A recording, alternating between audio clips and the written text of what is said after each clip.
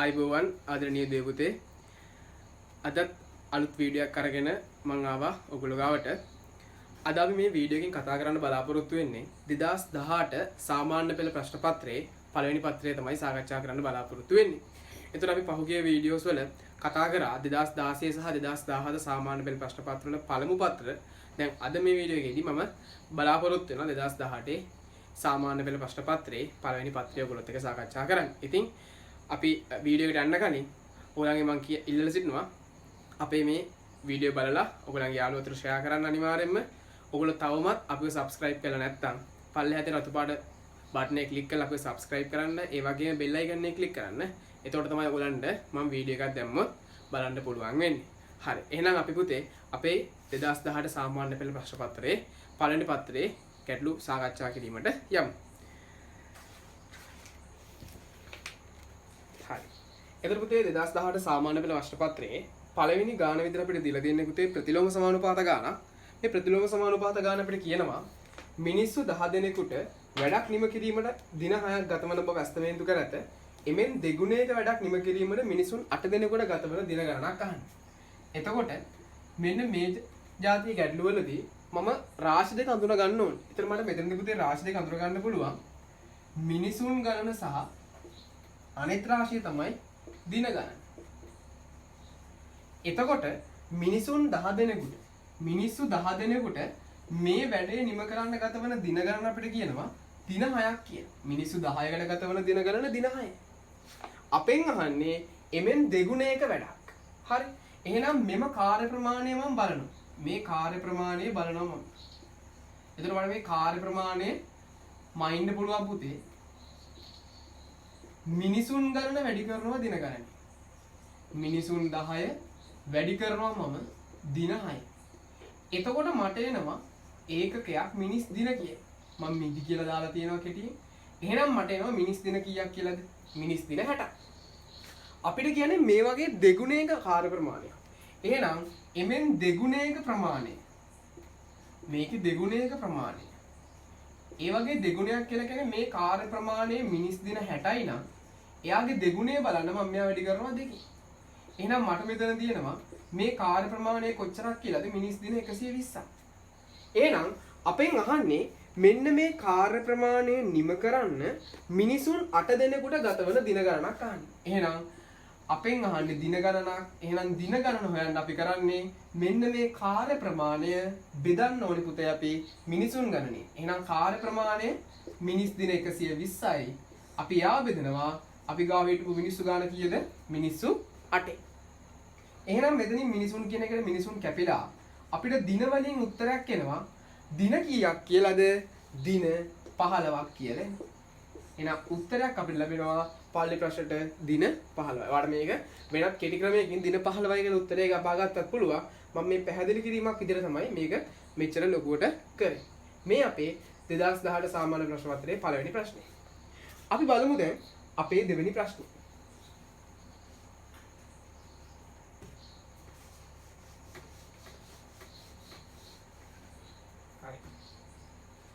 right.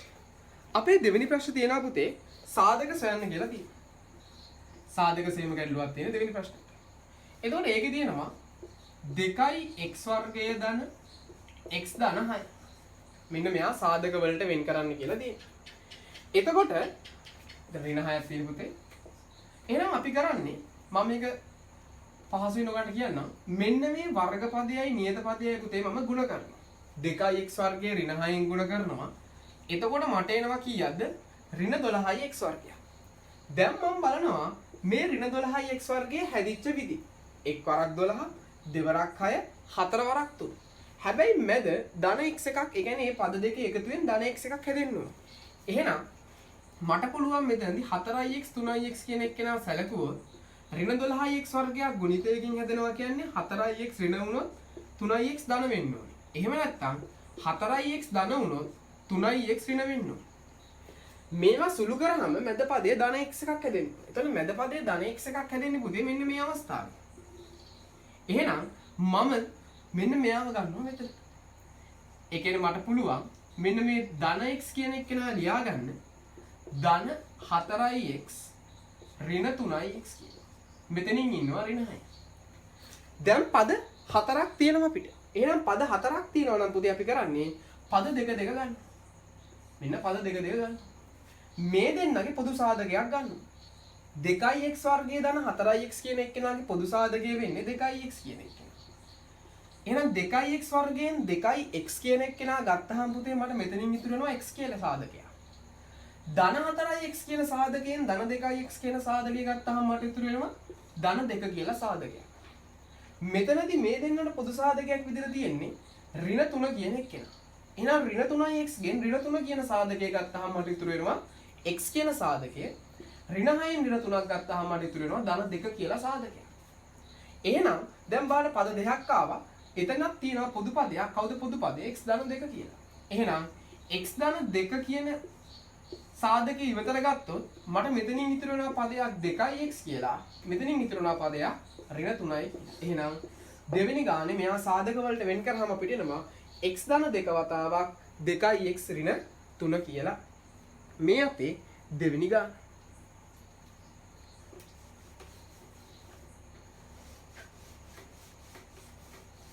right. අපි බලමු අපේ තුන්වෙනි ගාන. අපේ තුන්වෙනි ගානේ කියනවා පුතේ මෙන්න මෙහෙම ත්‍රිකෝණයක් දීලා. මෙතන 80යි යගේ.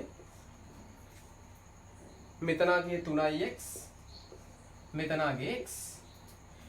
මෙන්න අපේ තුන්වෙනි ගාන අපි සාකච්ඡා කිරීම කරන්නේ. මෙයාගේ x වල අගේ අහනවා. මෙතන තියෙන්නේ ත්‍රිකෝණයක්. අපි දන්නවා ත්‍රිකෝණයක අභ්‍යන්තර කෝණයික්‍ය අංශක 180යි. එහෙනම් අපිට ලියන්න පුළුවන් සම්බන්ධතාවයක් මේ කෝණ තුනේම එකතුව අංශක 180යි කියලා.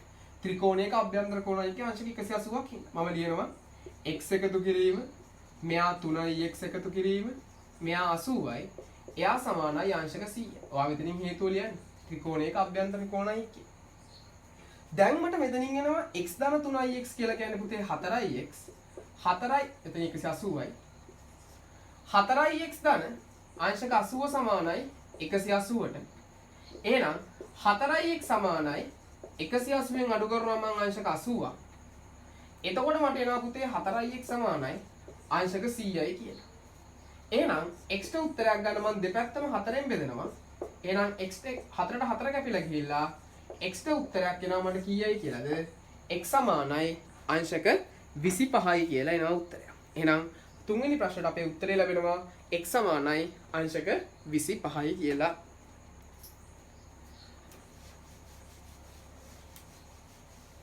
right.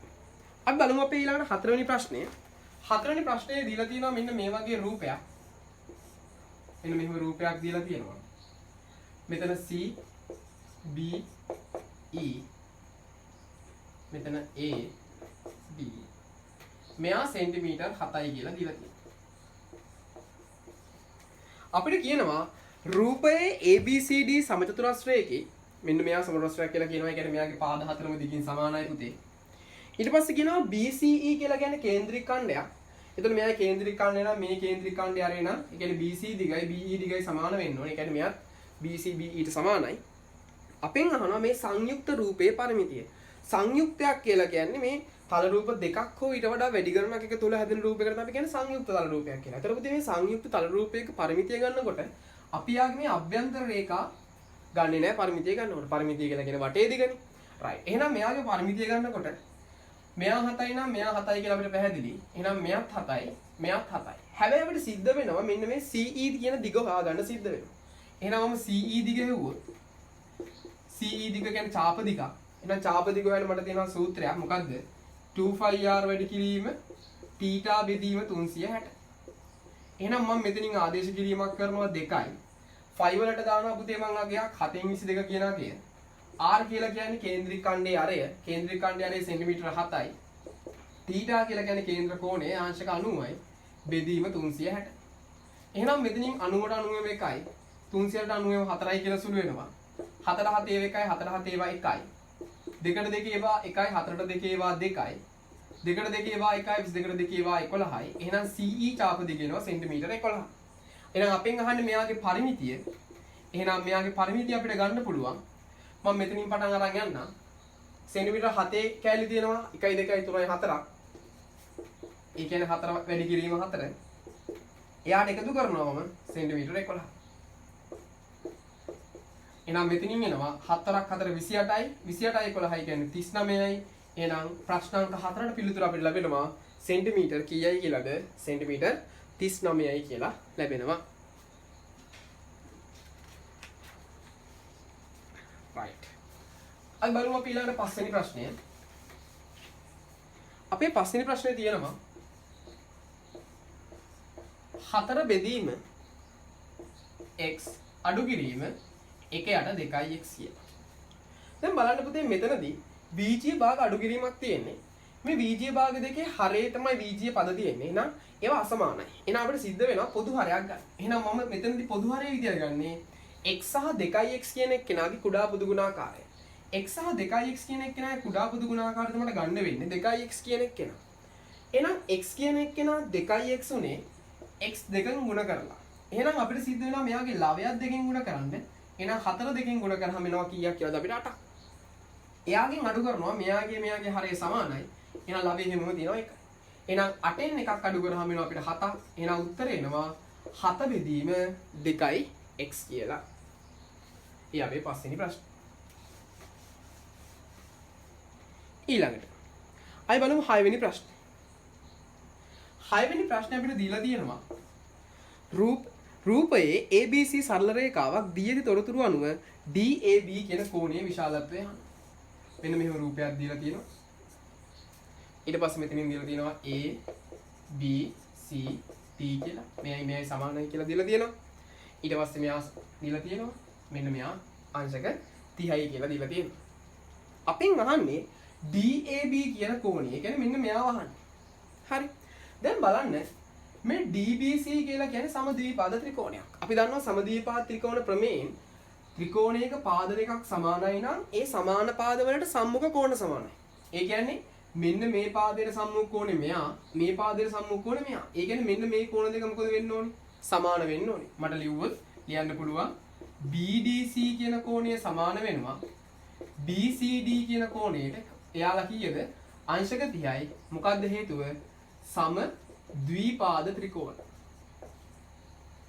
ඊට පස්සේ මේ තියෙන ත්‍රිකෝණය BCD කියන ත්‍රිකෝණයේ මේ BC පාදයේ දික් කරාම හැදෙන බාහිර කෝණය නේද මේ ABD කියලා කියන්නේ.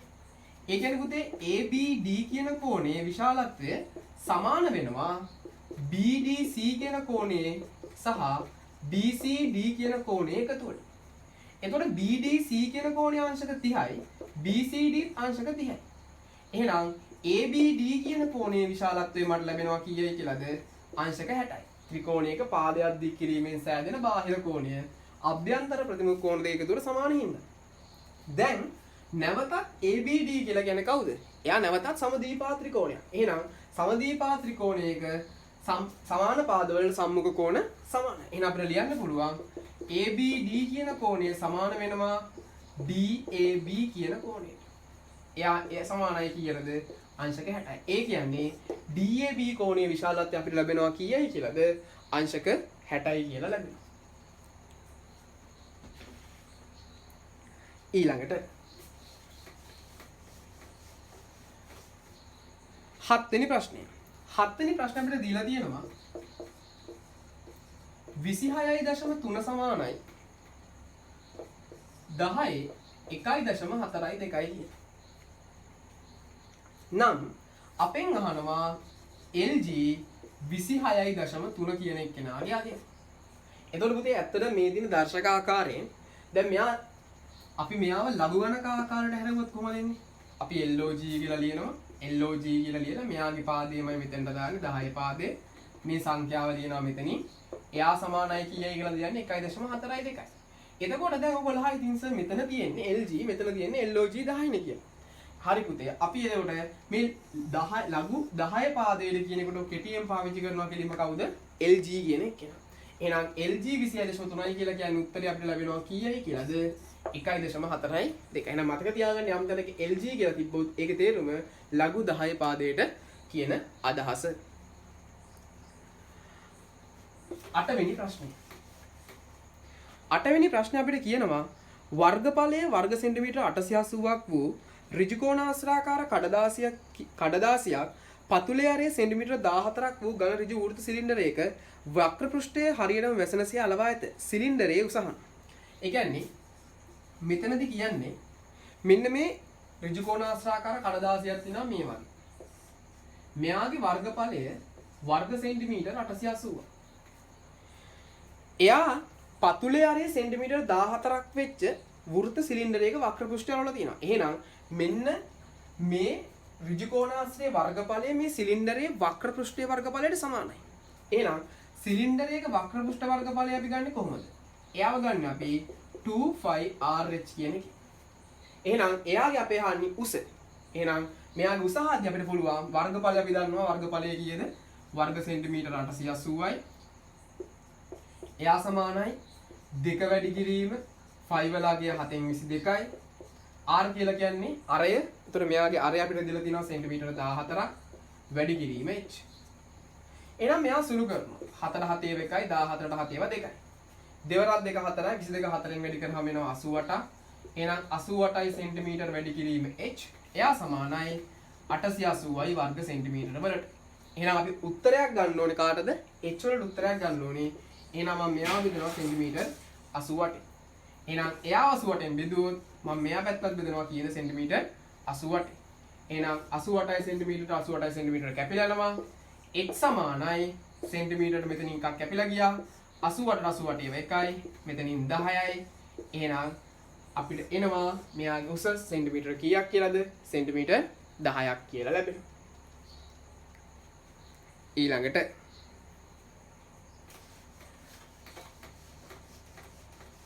නවවෙනි ප්‍රශ්නය අපිට දීලා තියෙන මෙන්න මෙහෙම. මෙන්න වෘත්තයක් දීලා තියෙනවා. ඒ වෘත්තේ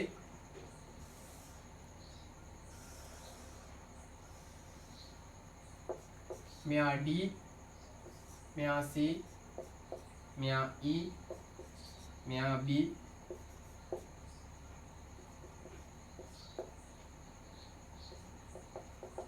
right. අපිට කියනවා පුතේ A B C D කියලා කියන්නේ වෘත්තයේ මත පිහිටි ලක්ෂ 4ක්. දිය තොරතුරු අනුව DEC කියන්නේ මෙන්න මේ කෝණයේ විශාලත්වය තමයි අපි අහන්නේ. ඒතර බලන්න මේ අපේ 9 වෙනි ප්‍රශ්නය. මෙන්න මේගොල්ලෝ මෙන්න මෙයයි මෙන්න මෙයයි.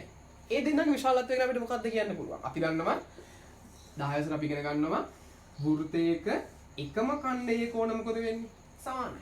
එහෙනම් මෙයයි මෙයයි එකම ඛණ්ඩයේ කෝණ මට ලියන්න පුළුවන් DAE කියන කෝණය සමාන වෙන අංශක කීයකටද? 15කට. මොකද්ද හේතුව? එකම ඛණ්ඩයේ කෝණ. දැන් මෙයා 15යි කියලා හොයාගත්තා. බලන්න මෙතන මේ ADE කියලා කියන්නේ ත්‍රිකෝණයක්.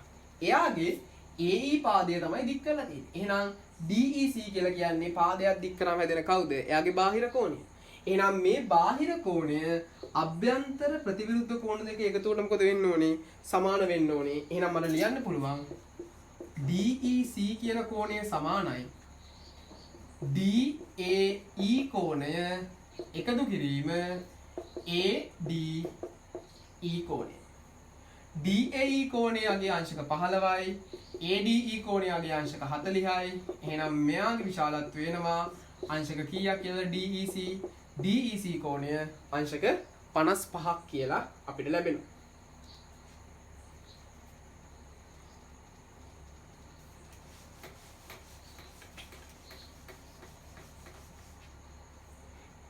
දහවෙනි ප්‍රශ්නය. දහවෙනි ප්‍රශ්නයේ දීලා තියෙනවා x වර්ගයේ ඍණ 36 සමානයි බිඳුවයි කියලා. එතකොට මෙතනදී වර්ගජ සමීකරණයක සමීකරණයක් තමයි දීලා තියෙන්නේ. අපි දන්නවා සාධක දෙක ගුණිතයේ බිඳුවක් නම් එක් එක් සාධකය අපි දන්නවා බිඳුවට සමාන වෙන්න ඕනේ. නමුත් මෙතන සාධක දෙකක් නැහැ. ඇත්තටම. නමුත් මෙතන අපිට පේනවා වර්ග දෙක අන්තරයක්. ඒ කියන්නේ වර්ග දෙක අන්තරේ මතක් කිරීමක් කරොත් A වර්ගයේ ඍණ B වර්ගය කියලා තිබ්බොත් මට මෙයාව ලියන්න පුළුවන් එක සාධකයක් A ඍණ B කියලා. අනෙක් සාධකය ලියන්න පුළුවන් A ධන B කියලා. එතකොට මෙතන ඉන්නේ පුතේ x වර්ගයේ ඍණ 36. 36 කියන්නේ පූර්ණ වර්ගයක්. මට යාව ලියා ගන්න පුළුවන් x වර්ගයේ ඍණ 36 ලියන්න පුළුවන් 6 වර්ගය. x වර්ගයේ ඍණ 6 වර්ගය සමානයි මට එනවා කීයයි කියලාද? බිඳුවයි කියලා. එහෙනම් මෙන්න තියෙනවා වර්ග දෙකක්. එහෙනම් වර්ග දෙකේ අන්තරය මම ලියන්න තියෙන්නේ එකක් ලිව්වා x ඍණ 6 අනෙක් සාධකයේ ලියුව හැකි x ධන 6. එහෙනම් ඒගොල්ලෝ සමානයි කීයටද බිඳුවට. ඔන්න දැන් සාධක දෙකක ගුණිතය බිඳුවක් කියලා ආවා. එහෙනම් සාධක දෙකක ගුණිතය බිඳුවක් කියලා ආව නම් අපිට පුළුවන් මේ එක් එක් සාධකයේ බිඳුවට සමාන කරන්න. එහෙනම් මට ලියන්න පුළුවන් x ඍණ 6 සමානයි බිඳුව හෝ අනෙක් සාධකයේ ලියන්න පුළුවන් x ධන 6 සමානයි බිඳුව. එහෙනම් මට මෙතනින් එනවා එක උත්තරයක් x සමානයි ධන 6යි. මෙතනින් එනවා උත්තරයක් ධන 6 එහා පැත්තට දැම්මහම x සමානයි ඍණ 6. එහෙනම් මතක තියාගන්න වර්ගජ සමීකරණයක් අපි විසඳුවාම අපිට x වලට අගයන් කීයක් ලැබෙන්න ඕනේද? අනිවාර්යයෙන්ම දෙකක් ලැබෙන්න ඕන. 11 වෙනි ගාන. 11 වෙනි ගාන අපිට කියලා තියෙන්නේ ශීඝ්‍රතාව සම්බන්ධ ගැටලුවක් එක. ඒකාකාර ශීඝ්‍රතාවයකින් ජලය ගලා යන නලයකින් ධාරිතාව ලීටර 480ක් වූ ටැංකියක් සම්පූර්ණයෙන් ජලයෙන් පිරවීමට මිනිත්තු 8ක් ගත වේ. නලයෙන් ජලය ගලා එන ශීඝ්‍රතාව සොයන්න කියලා කියන්නේ. හරි. දැන් බලන්න පුතේ. ශීඝ්‍රතාවය අපිට ශීඝ්‍රතාවය කියන එකේන අර්ථ දැක්වීම කරන්නේ වෙනස් වූ පරිමාව බෙදීම ගත වූ කාලය කියන එක. අපි කියනවා ඒකීය කාලයකදී වෙනස් වූ පරිමාවට ශීඝ්‍රතාවය කියලා කියන්නේ. එහෙනම් මෙතනදී වෙනස් වෙච්ච පරිමාව ලීටර 480. වෙනස් වෙච්ච පරිමාව ලීටර 480. ගත වෙච්ච කාලය මිනිත්තු 8යි. මට ලියන්න පුළුවන් 8යි මිනිත්තු. එහෙනම් 480 8ෙන් බෙදෙනවා. එතකොට එනවා මට කීයක්ද 60ක්. එහෙනම් ලීටර් මිනිත්තු කියන එක නා උඩට ගියාම පුතේ අපිට පත් වෙනවා යා මිනිත්තුවට බවට. එහෙනම් අපිට උත්තරේ ලැබෙනවා මිනිත්තුවට ලීටර් 60ක්. එහෙනම් මේ නලයෙන් ජලය ගලා යන ශීඝ්‍රතාවය මිනිත්තුවට ලීටර් 60ක් කියලා අපිට ලැබෙනවා.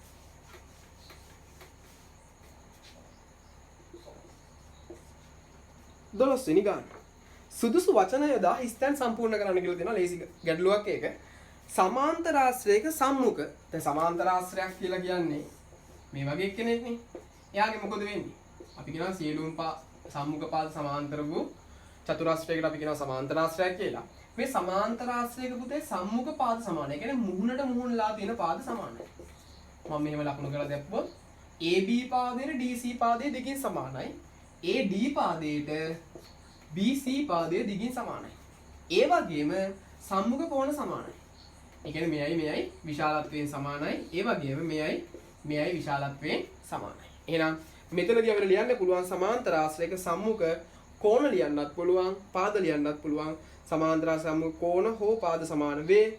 ඊට පස්සේ සමාන්තර ආශ්‍රයක එක් එක් විකර්ණය මගින් මෙන්න සමාන්තර ආශ්‍රය විකර්ණ.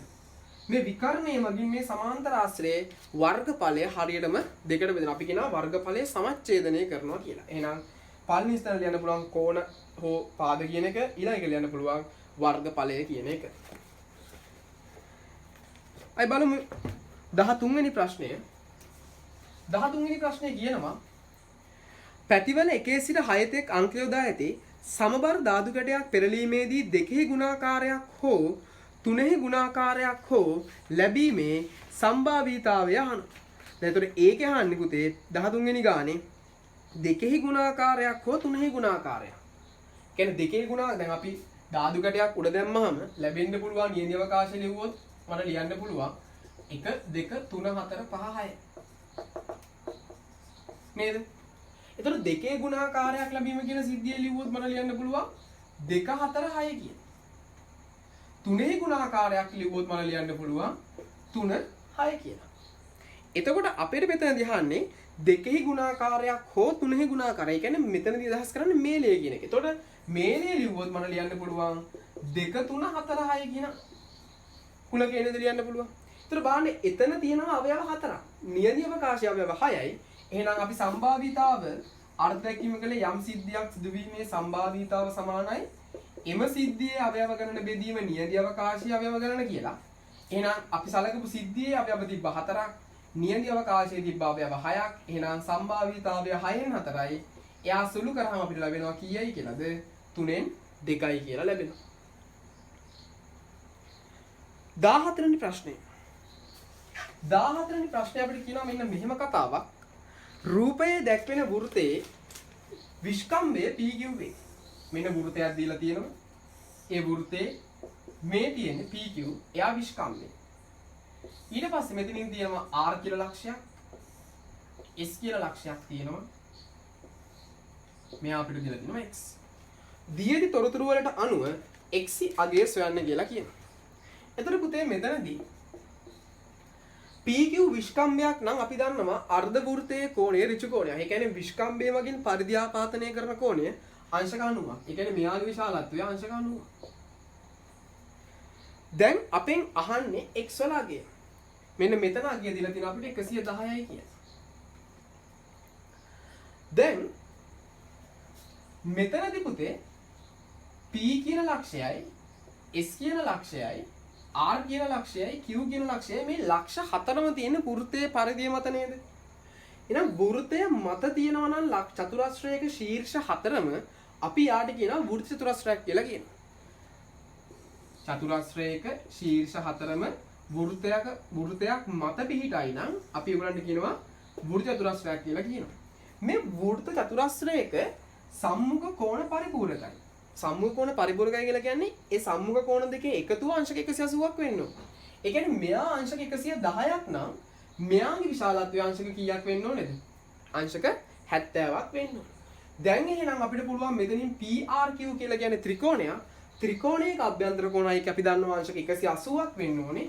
එහෙනම් අපිට මේ සම්බන්ධතාවයෙන් අපිට x වලට උත්තරයක් ගන්න පුළුවන්. මම ලියන්නම් x එකතු කිරීම අංශක 90 එකතු කිරීම අංශක 70 සමානයි 180ට. නම් මෙතනින් එනවා මට x එකතු කිරීම අංශක 160 සමානයි අංශක 180යි. එහෙනම් x වලට උත්තරයක් ගන්න පුළුවන් 180ෙන් අඩු කරනවා මම අංශක 160ක්. එහෙනම් x වලට අගයක් එනවා මට x සමානයි අංශක 20ක් කියලා උත්තරයක් ලැබෙනවා. 15 වෙනි ගාන. 15 වෙනි ගාන දීලා තියෙන්නේ ආදායම් බදු ගැටලුවක්. ඒතර ආදායම් බදු ගැටලුවකදී අපි දන්නවා අපි ආදායම් බද්දක් කියලා කියන්නේ යම් පුද්ගලයෙකුගේ වාර්ෂික ආදායම යම් සීමාවක් ඉක්මවනවා නම් ඒකට රජය විසින් අය කරන බද්දක්. අන්නේ බද්දට තමයි අපි ආදායම් බද්ද කියලා කියන්නේ. ඒතර මේ ගානේදී කියනවා මෙම වගුවට අනුව රුපියල් ලක්ෂ 8ක වාර්ෂික ආදායමක් ලබන තැනැත්තෙකු ගෙවිය යුතු ආදායම් බද්ද අහන්නේ. ඒතර මේ ලක්ෂ 8ක ආදායමක් ලබන පුද්ගලයෙක්. එතකොට මෙතනදී මේ පුද්ගලයා මේ ලක්ෂ 8ටම ආදායම් බදු ගෙවන්න ඕනේද? නැහැ. එයාට පළවෙනි ලක්ෂ 5ට එයා ආදායම් ලබන පළමු ලක්ෂ 5 ආදායම් බද්දෙන් නිදහස්. ඒ කියන්නේ පළවෙනි ලක්ෂ 5ට එයා රුපියල් ආදායම් බදු ගෙවන්නේ නැහැ. ඒ කියන්නේ අපි මෙයාගෙන් ආදායම් බද්දෙන් නිදහස් මුදල අඩු කරනවා. එතකොට ලක්ෂ 5ක් අඩු කරාම අපිට ඉතුරු වෙනවා කොච්චරද? ලක්ෂ 3ක්. ඒ කියන්නේ එයා ආදායම් බදු ගෙවිය යුතු මුදල ලක්ෂ 3ක්. එහෙනම් එයා ආදායම් බදු ගන්න මේ ලක්ෂ 3ට. එතකොට ඊළඟ ලක්ෂ 5ට අපිට කියනවා වගුවේ දීලා තියෙනවා 104ක ආදායම් බද්දක් අය කරනවා. ඒ කියන්නේ මෙයාට අය කරන ආදායම් බද්ද වෙන්නේ ලක්ෂ 3 වැඩි කරනවා 104. එහෙනම් මෙතනින් බින්දුවකට බින්දු දෙකක් කැපිලා යනවා. 3000 වැඩි කරනවා 4ෙන් අපිට එනවා උත්තරයක් කීයක් කියලාද? රුපියල් 12000ක් කියලා ලැබෙනවා.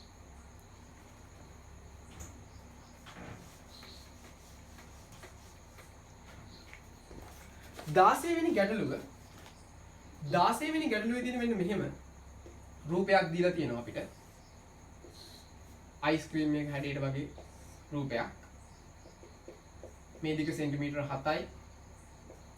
මේ දිග සෙන්ටිමීටර 7යි. මෙතන අර්ධ වෘත්තයක් සහ ත්‍රිකෝණයක්. අපිට ගානෙම කියනවා මෙහි දැක්වෙන්නේ අරය සෙන්ටිමීටර 7ක් වූ අර්ධ වෘත්තයකින් හා ත්‍රිකෝණයකින් සමන්විත රූපයක් මුළු රූපයේ වර්ගඵලය සොයන්න කියලා කියනවා. එතකොට මේ වගේ රූපයක වර්ගඵලය හොයන්න අපිට සූත්‍රයක් නැහැ ඇත්තටම.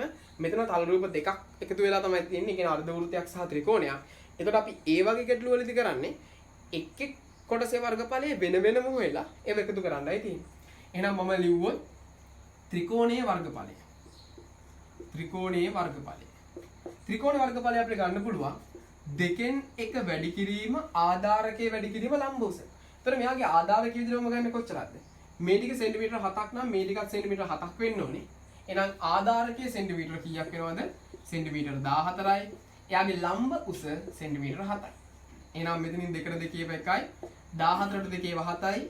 මෙයාගේ වර්ගඵලය අපිට ලැබෙනවා වර්ග සෙන්ටිමීටර 49ක් කියලා. ඊට පස්සේ මම අර්ධ වෘත්තයේ වර්ගඵලයත් හොයනවා. අර්ධ වෘත්තයේ වර්ගඵලය අපිට ගන්න පුළුවන් ෆයි r වර්ග වැඩි කිරීම θ බෙදීම 360 කියන සූත්‍රය. ෆයි වල අගය පුතේ 7න් 22යි. r කියලා කියන්නේ මෙයාගේ අරය, මෙයාගේ අරය සෙන්ටිමීටර 7යි.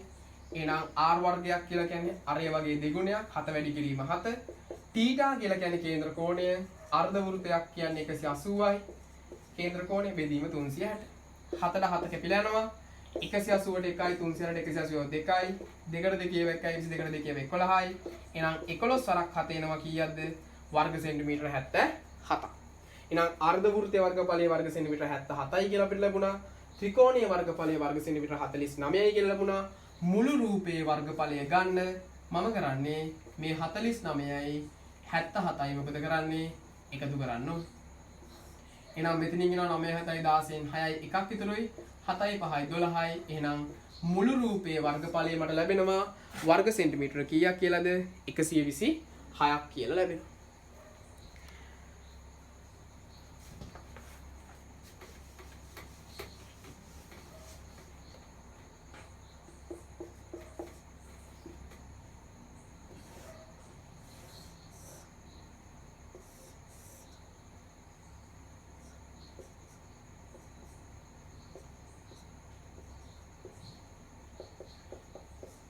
දා 7 වෙනි ගැටලුව ඉතාමත්ම හොඳ ගැටලුවක්. අපිට කියනවා රූපේ දක්වන තොරතුරු අනුව x වල අගය හොයන්න කියලා. එතකොට බැලුවල්මට ගොඩක් වෙලාවට දරුවන්ට හිතෙනවා මේක හදන්න දත්ත ප්‍රමාණවත් මදිනේ කියලා. හැබැයි අපි මතක් කරොත් ත්‍රිකෝණයක් තියෙනවා මෙන්න. මේ ත්‍රිකෝණේ මම දාන්නම් ABC කියලා. AB පාදයේ මධ්‍ය ලක්ෂය මම ගන්නවා D කියලා. ඒ කියන්නේ යා සමානව බෙදලා තියෙනවා. AC පාදයේ මධ්‍ය ලක්ෂය මම ගන්නවා E කියලා. ඒ කියන්නේ එයාත් සමානව බෙදලා තියෙනවා. මම මේ DE කියන එක නා යා කරනවා. DE යා කරාම අපිට මේ ප්‍රමේය අපි මෙයාට කියනවා මධ්‍ය ලක්ෂ්‍ය ප්‍රමේය කියලා. ත්‍රිකෝණයක පාද දෙකක මධ්‍ය ලක්ෂ්‍ය යා කරන රේඛාව ඉතිරි පාදයට සමාන්තර වෙනවා. ඒ වගේම මෙයාගේ දිගෙන් හරි අඩක් වෙනවා කියලා අපිට උගන්වනවා. එහෙනම් මෙතනත් ඒ තර්කයමයි මේ තියෙන ත්‍රිකෝණයක්. එතකොට මේ පාදයේ මධ්‍ය ලක්ෂය තමයි මේ තියෙන්නේ. මේ පාදයේ මධ්‍ය ලක්ෂය මෙන්න. ඒ දෙක යා වෙලා තියෙන්නේ. ඒ කියන්නේ මේ පාද දෙක මොකද වෙන්න ඕනේ? අනිවාර්යෙන්ම සමාන්තර වෙන්න ඕනේ. එතකොට එයා සමාන්තරයි කියලා කියන්නේ මෙතන මෙයා 20යි කියලා දීලා තියෙනවා. ඒ දෙක සමාන්තරයි කියලා දීලා තියෙනවා නම් අනිවාර්යෙන්ම මෙයා 100යි නම් මේ කෝණයේ විශාලත්වය අංශක කීයක් වෙනවද? 100ක් වෙනවා. ඇයි ඒ අනුරූප කෝණවලින්. එහෙනම් මේ ත්‍රිකෝණයේ පාදයක් දික් කරාම හැදෙන බාහිර කෝණය මෙන්න. එහෙනම් මෙන්න බාහිර කෝණය එයා අභ්‍යන්තර ප්‍රතිවිරුද්ධ කෝණ දෙක එකතු වල සමානයි. මම ලියන්න පුළුවන් x එකතු කිරීම අංශක 20 සමානයි අංශක 100. එහෙනම් x ට උත්තරයක් ගන්න පුළුවන් අංශක 100න් අඩු කරනවා මම අංශක 20ක්. එහෙනම් x වලට මට එනවා අගයක් කීයක් කියලාද? x සමානයි අංශක 80ක් කියලා ලැබෙනවා.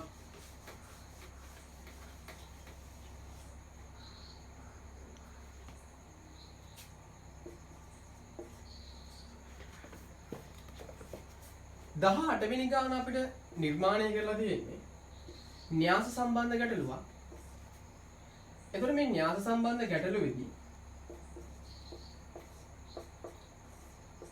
න්‍යාස ගුණිතයක් සමග න්‍යාස සම්බන්ධතාවයක් න්‍යාස සමානතාවයක් තමයි දීලා තියෙන්නේ. දීලා x සහ y වල අගය අහනවා.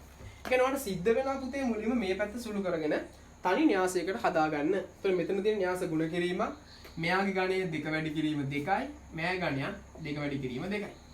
ඒ කියන්නේ මේ න්‍යාස දෙක ගුණ කරාම ලැබෙන න්‍යාසයත් අනිවාර්යයෙන්ම දෙකේ න්‍යාසයක් විය යුතුමයි. එතකොට බලමු අපි කොහොමද මේ න්‍යාසය ලැබෙන්නේ කියලා. මෙයාගේ පළවෙනි පේලිය 2 ඍණ 1 කියන එක්කෙනා මෙයාගේ පළවෙනි තීරයෙන් ගුණ වෙනවා. මෙයාගේ පළවෙනි පේලිය මෙයාගේ දෙවන තීරයෙන් ගුණ වෙනවා. මෙයාගේ දෙවන පේලිය මෙයාගේ පළවෙනි තීරයෙන් ගුණ වෙනවා. මෙයාගේ දෙවන පේලිය මෙයාගේ දෙවන තීරයෙන් ගුණ වෙනවා. දැන් පේලියක් හා තීරයක් ගුණ කරාම අපිට ලැබෙන තනි සංඛ්‍යාවක් 2 වැඩි කරලා 1න් එතනින් එනවා 2ක්. ඍණ 1 වැඩි කරලා ඍණ 2න් එතනම ලැබෙන අපිට 2ක්. 2 වැඩි කරනවා 3න් අපිට ලැබෙනවා 6ක්. ඍණ 1 වැඩි කරනවා එකෙන් අපිට ලැබෙනවා ඍණ 1. බිංදුව 1කින් වැඩි කරා බිංදුවයි 3 ඍණ 2කින් වැඩි කරාම ඍණ 6යි. බිංදුව 3ෙන් වැඩි කරා බිංදුවයි 3 1කින් වැඩි කරාම 3යි. ඒ කියන්නේ මෙයා සුළු කරම අපිට ලැබෙනවා 4යි 6න් එකක් 5යි බිංදුව ඍණ 6 කියන්නේ ඍණ 6යි මෙතනින් 3යි. ඒ කියන්නේ මම මෙතන මේ පිළිවෙල මකන්නම්. මෙතනදි මට ලියන්න පුළුවන් මේ න්‍යාසය සුළු කරාම මට ලැබුණු න්‍යාසය 4 5 ඍණ 6 3 කියලා න්‍යාසයක්. 2 2 මෙතන තියෙනවා න්‍යාසයක් xy ඍණ 6 3 කියලා. ඒතර මතක තියාගන්න න්‍යාස දෙකක් සමානයි. න්‍යාස දෙකක් සමාන වෙන්න නම් අනිවාර්යයෙන් මේගොල්ලන් ගණයන් සමාන විය යුතුයි. ගණයනුත් සමානයි. එහෙනම් ගණයන් සමානයි, න්‍යාස දෙක සමානයි. ඒ කියන්නේ ඒගොල්ලන්ගේ අනුරූප අවයව සමාන වෙන්න ඕනේ. බලන්න ඍණ 6ට ඍණ 6 හරි. 3ට 3 හරි. එහෙනම් x කියන එක්කෙනා සමාන වෙනවා කීයටද? 4ට. එහෙනම් අපිට ලියන්න පුළුවන් x සමානයි 4 හා එහෙනම් y වලගේ කීයක් වෙන්න ඕනේද? y සමානයි කීයද? y සමානයි 5යි කියලා අපිට උත්තරේ ගන්න පුළුවන්. 19 වෙනි ගාන. 19 වෙනි ගාන ජ්‍යාමිති සම්බන්ධ ගානක්. රූපේ ඇති වෘත්තයේ කේන්ද්‍රය O කියලා අපිට දෙනවා. මෙන්න වෘත්තයක් තියෙනවා. ඒ වෘත්තයේ කේන්ද්‍රය O'ලු. මෙන්න කේන්ද්‍රය O. මේ පාදයයි සමානයි කියලා දීලා තියෙනවා. මෙයා B, මෙයා C, මෙයා A, ඒ වගේම මෙයා විශාලත්වය අංශක 50යි කියලා දීලා තියෙනවා. අපෙන් අහනවා OCB කියන කෝණයේ විශාලත්වය. මෙන්න මේ කෝණයේ විශාලත්වය තමයි අපෙන් අහන්නේ. ඉතින් බලන්න පුතේ මෙතනදී OCB විශාලත්වය අපි ගන්නකොට මෙතන මෙයා 50යි. හරිද? එතකොට මෙයා 50 නම් මෙයා කීයක් වෙන්න ඕනද? මෙයා 25ක් වෙන්න ඕනේ. කොහොමද 25ක් වුනේ? අය බලමු. අපි දන්නවා මෙන්න වෘත්තයක් තියෙනවා. එතන මේ වෘත්තයේ ඡාප කොටසක් මගින් කේන්ද්‍රය ආපාතනය කරන කෝණය පරිධි ආපාතනය කරන කෝණය මෙන් දෙගුණයයි. ඒ කියන්නේ මෙයා x නම් මෙයා කීයක් වෙන්න ඕනේද? 2x වෙනවා. බලන්න එතකොට මෙන්න පරිධි ආපාතනය කරන කෝණය, මෙන්න කේන්ද්‍රය ආපාතනය කරන කෝණය, මෙන්න පරිධි ආපාතනය කරන කෝණය. ඒ කියන්නේ පරිධි කේන්ද්‍රය ආපාදනය කරන කෝණය 50ක් කියලා දීලා තියෙනවා නම් එහෙනම් පරිධි ආපාදනය කරන කෝණය යාගෙන් භාගයක් වෙන්න ඕනේ. ඒ කියන්නේ කීයක් වෙන්න ඕනේද? අංශක 25ක් වෙන්න ඕනේ. ඊට පස්සේ අපිට පුළුවන් මෙතනදී ගන්න මෙන්න මෙහෙම. මෙයා කේන්ද්‍රය. අනිත් කතාව තමයි මෙන්න වෘත්තය තියෙනවා. මෙන්න ජායක් තියෙනවා. මේ කේන්ද්‍රයේ ඉඳන් ජායට ඇඳලා තියෙනවා රේඛාවක්. එතකොට මෙන්න මේ ජාය සමච්ඡේදනය වෙලා, ඒ කියන්නේ සමානම කොටස් දෙකකට බෙදලා තියෙනවා. මේ බලන්න. AB කියන්නේ ජායක්නේ. ඒතර කේන්ද්‍රයේ ඉඳන් ඇඳපු මේ OC කියන රේඛාවෙන් මේ ජාය මෙතන සමච්ඡේදනය වෙලා තියෙනවා. එතකොට ප්‍රමේයක් තියෙනවා. ජායකට කේන්ද්‍රයේ සිට අඳුරලම රේඛාවෙන් ජාය සමච්ඡේදනය වෙනවා නම් මෙතන කෝණය අංශක 90ක් වෙනවා. ඒ කියන්නේ මෙයාගේ විශාලත්වය කීයක් ලැබෙනවද? අංශක 90ක් වෙනවා. එතකොට එයාගේ විශාලත්වය අංශක 90 නම් ප්‍රතිමුඛ කෝණ වලින් මෙයාගේ විශාලත්වයත් අංශක කීයක් වෙන්න ඕනද? 90ක් වෙන්න ඕනේ. එහෙනම් මෙතන තියෙන දැන් මොකද්ද? ත්‍රිකෝණයක අභ්‍යන්තර කෝණයක අංශක 180යි. එහෙනම් මට ලියන්න පුළුවන් OCB කෝණය එකතු කිරීම මෙයා අංශක 25යි. මෙයා මෙතනින් අපි ගත්ත අංශක 90යි. එයා සමානයි 180ට. එහෙනම් අපිට පුළුවන් OCB කියන කෝණයට උත්තරයක් ගන්න 180ෙන් අඩු කරනවා 90යි 25යි කියලා කියන්නේ 115ක්. එහෙනම් අපිට OCB ට උත්තරයක් ලැබෙනවා කීයක් කියලාද? අංශක 65ක් කියලා ලැබෙනවා.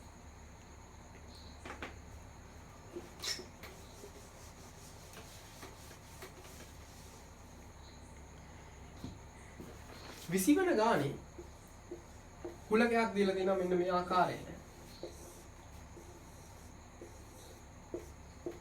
මෙයා A, මෙයා B කියලා දීලා තියෙනවා. අපෙන් අහනවා වෙන් රූපයේ A' මේල B' කුලකේ එහි අවයව ඇසුරෙන් ලියා දක්වන්න කියලා කියනවා. එතකොට මම පොඩ්ඩක් මේක පැහැදිලි කිරීමක් කරන්නම්. මේ වගේ එකක් දුන්නා අපි කොහොමද ඇඳගන්නේ කියලා. එතෙස එකපාර පාගරට කලින් මම ප්‍රථමයෙන් උගන්වන්නේ මේක කොහොමද අඳින්නේ කියලා මේ වගේ එකක්. දැන් හිතන්න මම මෙතන පොඩි දල සටහනක් ඇඳ ගන්නවා මුලින්. මෙන්න A මෙන්න B. මම පුතේ කරන්නේ මම මේ කොටස වහගෙන බලනවා මෙතන තියෙන්නේ A dash. A ගේ අනුපූරක. ඒ කියන්නේ A ට අයිති නැති කොටස. එතකොට A නිරූපණය කරන්නේ මේ රවුමෙන් නම් A ට අයිති නැති කොටස නිරූපණය කරන්නේ මේ රවුම. මම ඒ ටික පාඩ කරනවා මේ පැත්තට. ඊට පස්සේ මම මේ ටික වහලා බලනවා කවුද ඉන්නේ B dash. ඒ කියන්නේ B ට අයිති නැති ටික. B ට අයිති වෙන මේ රවුම B ට අයිති නැත්තේ ඒ රවුමෙන් පිට ටික. ඊට පස්සේ මෙතන අහන්නේ මේලයක්. මේලයක් කියලා කියන්නේ පාට වෙලා තියෙනවා. ඒ කියන්නේ පාට වෙලා තියෙනවා. මෙන්න මේ මැද කැලේ නැතුව ඔක්කොම ටික පාට වෙලා තියෙනවා. එහෙනම් අපිට මෙතනදී අහන්නේ A dash මේල B dash කියන කුලකේ ලියන්නේ කියලා. ඒ කියන්නේ මෙන්න මේ ඡේදනයේ තියෙන කොටස නැතුව මෙන්න මේ කොටස නැතුව අනිත් හැමතැනම තියෙන අවයව ටික අපි ලියන්න ඕනේ. එහෙනම් අනිත් හැම තැනම තියෙන අවයව ටික අපි ලියන්න පුළුවන් 3,4,5 කියලා.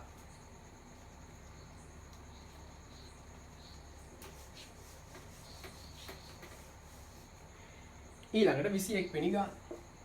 21 වෙනි ගාන කියනවා පළමු වන පදය 8ද පොදු අනුපාතය 2ද වූ ගුණෝත්තර ශ්‍රේණිය 7 වන පදය දෙකෙහි බලයක් ලෙස ලියන්න. එතකොට ගුණෝත්තර ශ්‍රේණියක n වන පදය හොයන ආකාර අපි ඉගෙනගෙන තියෙන්න ඕනේ. එතකොට ගුණෝත්තර ශ්‍රේණියක n වන පදය අපිට ගන්න පුළුවන් tn සමානයි ar n ඍණ 1 කියන එක. එතකොට tn සමානයි ar n ඍණ 1 සූත්‍රය පාවිච්චි කරද්දී A කියලා කියන්නේ මෙයාගේ පළමු පදය, R කියලා කියන්නේ මෙයාගේ පොදු අනුපාතය. එහෙනම් මෙයාගේ පළමු පදය අපිට දීලා තියෙනවා පළමු පදය 8යි. R කියලා කියන්නේ පොදු අනුපාතය. පොදු අනුපාතය අපිට දීලා තියෙනවා 2යි. එහෙනම් 7 වෙනි පදේ අහන්නේ. එහෙනම් n වලට 7 දානවා 7 අඩු කිරීම 1. 8 ලියන්න පුළුවන් මට 2 3 වෙනි බලය කියලා. එහෙනම් 2 3 වෙනි බලය වැඩි කිරීම 2 7න් එකක් අඩු කරාම 6 වෙනි බලය. පාද සමානයි දර්ශක ගුණිතයක් තියෙන. අපි දන්නවා පාද සමානලා දර්ශක ගුණ කිරීමක් තිබ්බොත් අපි කරන්නේ මේ දර්ශක දෙක එකතු කරනවා. එහෙනම් අපිට මෙයාව ලියන්න පුළුවන් 2 9 වෙනි බලය කියලා.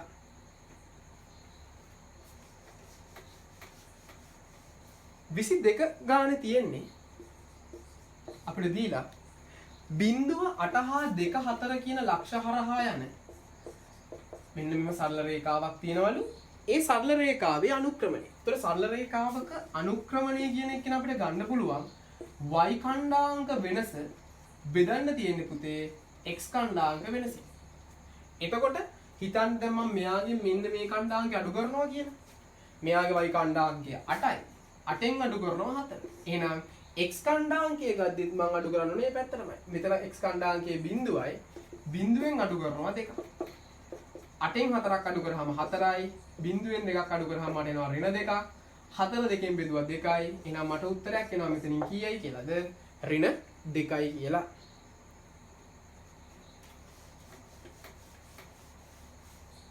විසිතුන්වෙනි ගාන. 23 වෙනි ගාන කියනවා ආරෝහණ පටිපාටියට සකස් කරන ලද දත්තවැලක පළමු වන චතුර්ථකයේ පිහිටා ඇත්තේ 7 වන ස්ථානයේ මෙම වැලේ ඇති දත්ත සංඛ්‍යාව කීයද? මම හිතනවා මේ දත්තවැලේ තියෙන දත්ත සංඛ්‍යාව n ප්‍රමාණයක් කියලා. එහෙනම් Q1 පිහිටි ස්ථානයේ එනවා මට 4න් 1 වැඩි කිරීම දත්ත ගාන ධන 1 කියන සූත්‍රය. Q1 පිහිටි ස්ථානයේ 7. එහෙනම් එයා සමානයි 4න් 1 වැඩි කිරීම n ධන 1. එහෙනම් අපි උත්තරයක් ගන්න ඕනේ දත්ත ගාන n කියන එක්කෙනාට. මෙයා 4න් බෙදලා තියෙන්නේ. එහෙනම් මම දෙපැත්තම වැඩි කරනවා 4න්. එහෙනම් මට මෙතනින් එනවා 7 වරක් 4 28 සමානයි n ධන 1යි. එහෙනම් n ට උත්තරයක් මට ගන්න පුළුවන් 28න් අඩු කරනවා 1ක්. 28න් එකක් අඩු කරාම n සමානයි කියලා ලැබෙනවා. මට උත්තරේ කීයයි කියලාද? n සමානයි 27යි කියලා ලැබෙනවා.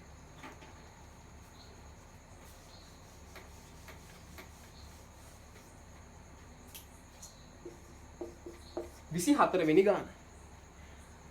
3යි a බෙදීම 10යි b බෙදීම 9යට 5යි b කියලා තියෙනවා. බීජීය භාග බෙදීමක්.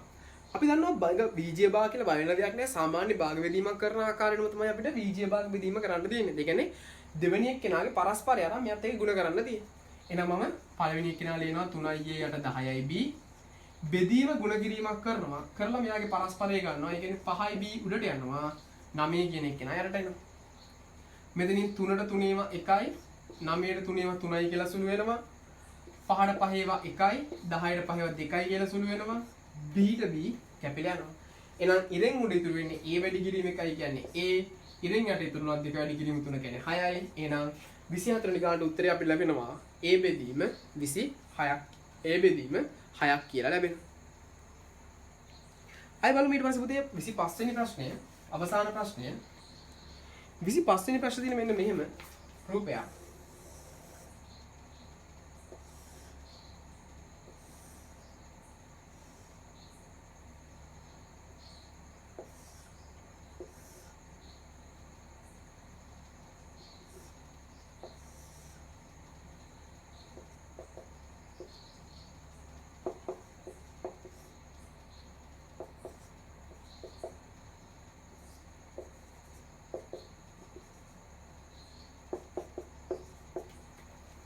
දී ඇති රූපයේ ABCE සමාන්තරාංශයක් කියලා කියනවා. ABCD කියන ලක්ෂ හතර වෘත්තයේ මත පිහිටයි. දී ඇති තොරතුරු අනුව ECD කෝණයේ විශාලත්වය අහන්න. හරි. දැන් බලන්න ECD කියලා කියන්නේ මෙන්න මෙයාගේ විශාලත්වය තමයි අපෙන් අහන්නේ. දැන් පුතේ මෙයා අංශක 100යි නම් සරල රේඛාවක් මත පිහිටි කෝණ වලින් මෙයා අංශක කීයක් කියලා ලැබෙනවද අපිට? අංශක 80යි කියලා ලැබෙනවා. මෙයා සමාන්තරාශ්‍රයක් කියලා කියන්නේ මේ පාද දෙක සමාන්තරයි. එතකොට මෙයා 80 නම් මෙයාගේ විශාලත්වය අපිට ලැබෙනවා කීයයි කියලාද? අංශක 80යි කියලා ලැබෙනවා. ඒ වගේම මෙයා සමාන්තරාශ්‍රයක් කියලා අපිට කියලා තියෙනවා. ඒ කියන්නේ එයාගේ මෙන්න මේ පාද දෙක සමාන්තරයි. එතකොට මෙයා 80යි නම් මෙයා අපිට ලැබෙනවා කීයයි කියලාද? අංශක 100යි කියලා ලැබෙනවා. එතකොට ABCD කියලා කියන්නේ වෘත්ත චතුරස්‍රයක්. නම් වෘත්ත චතුරස්‍රයක සම්මුඛ කෝණ පරිපූර්ණකයි. මෙයා 100යි නම් මෙයා කීයක් වෙන්න ඕනද? අංශක 80යි. එහෙනම් DEC කියලා කියන්නේ කවුද?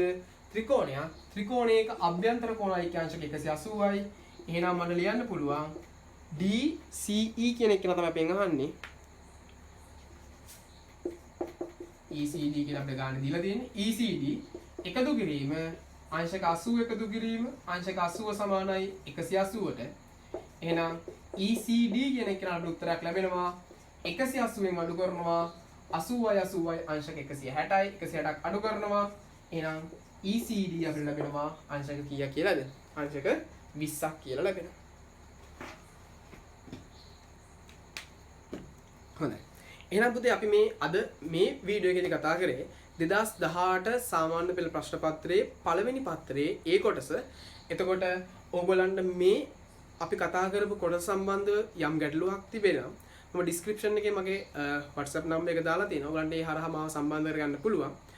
ඒ වගේම අපේ Facebook page එක තියෙනවා නදුන් ආරියක් පෙරම කියලා. ඒ page එක like කරන්න. ඒකේ මම ප්‍රශ්න පත්‍ර දාලා තියෙනවා. ඔයගලන්ට මේ අවශ්‍ය ඕනම ප්‍රශ්න පත්‍රයක් ඒ page එකෙන් ලබා ගන්න පුළුවන්. ඕගොල්ලෝ යම් දෙයක් මේකෙන් ඉගෙන ගන්න කියලා හිතනවා. එහෙනම් මේක ඉගෙන ගත්තා නම් ඔයාගේ යාළුවන්ටත් බලන්න. මේක පුළුවන් නම් share කරන්න. එහෙනම් හැමෝටම සුබ දවසක්.